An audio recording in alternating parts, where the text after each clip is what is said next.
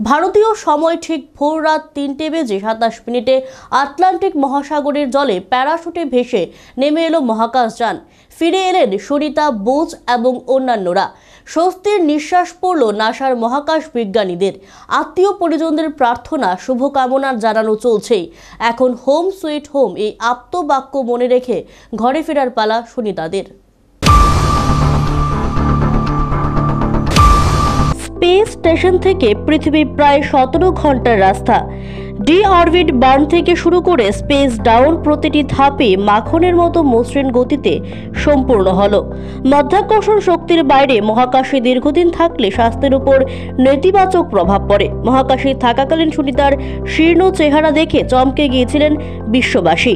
তাই সুনিতা ও সহযাত্রী বুচের স্বাস্থ্য ঘিরে উদ্বেগ কাটছে না। নাসা তাদের স্বাভাবিক অবস্থায় ফিরিয়ে আনতে 45 দিনের বিশেষ পুনর্বাসন প্রকল্প গ্রহণ করেছে। এই মুহূর্তে চিকিৎসকদের পর্যবেক্ষণে তাদের রাখা হবে। প্রশিক্ষণ ও চিকিৎসা একযোগে চলবে। তার সাথে তার থাকবে শারীরিক এবং মানসিক কসরত।